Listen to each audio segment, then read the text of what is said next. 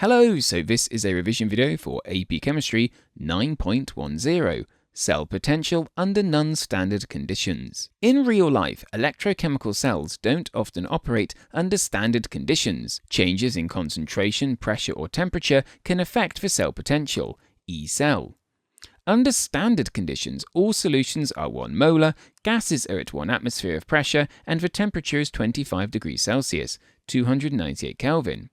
But when these conditions differ, the actual Gibbs free energy change, ΔG, and the cell potential, Ecell, can change, sometimes making a reaction that was previously thermodynamically favorable and spontaneous become unfavorable and non-spontaneous, or vice versa. The Nernst equation can be used to understand how the actual cell potential changes with conditions, and enables us to think about how far a system is from equilibrium.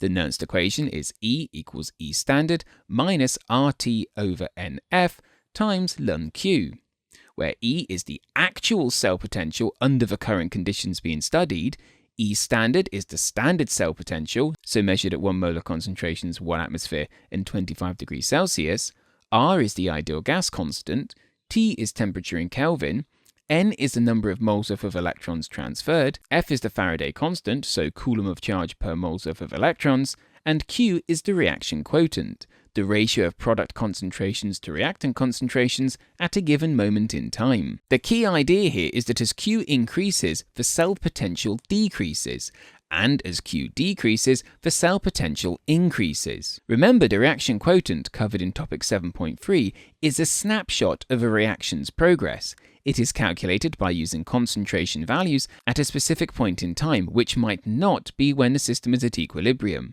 For the general reaction A plus B going to form C plus D, Q equals concentration of C times concentration of D divided by concentration of A times concentration of B, raised to the molar ratios in the balanced reaction equation. So if Q is less than 1, there are more moles of reactants than products, and therefore the actual Ecell value is going to be greater than the standard Ecell value. If, however, Q is greater than 1, then now there are more products than reactants in the system, and the actual Ecell value is going to be less than the standard Ecell value. And if Q is equal to K, then the system is at equilibrium, and Ecell will be 0. Now, these general rules actually help explain why a cell generates electricity.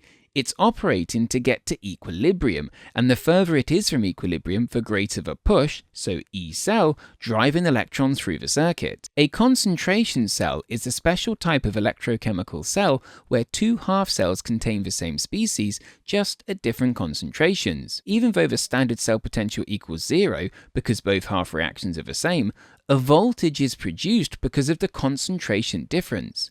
The position of equilibrium in each half cell is different, meaning the electrical potential of each electrode is also different, creating a potential difference between them. For example, in a zinc concentration cell, you have 2 zinc half cells connected together by a wire and a salt bridge. Now, if the concentrations of zinc ions in both of these half cells was the same, the potential difference between them would be 0. However, if one of the half cells has a higher concentration than the other, then now electrons will flow from the lower concentration half cell, which will become the anode, to the higher concentration half cell, which will become the cathode. This is because the equilibrium in the lower concentration half cell will shift to the left and favor more oxidation of the zinc, whereas the equilibrium in the higher concentration half cell will shift to the right compared to this and will favor reduction. This will continue until the concentration of zinc ions in both half cells become equal, at which point the potential difference will drop to 0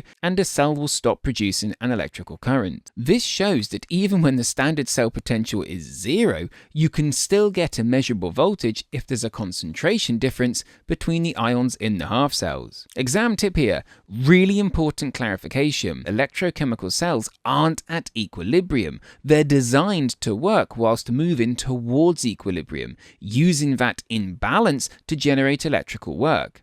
So focus on Q and how far the system is from equilibrium. In other words, how different Q is compared to K. As the system moves towards equilibrium, so Q gets closer to the K value, the cell potential decreases. And when Q eventually equals K, the cell will stop producing electrical current and the Ecell will be 0.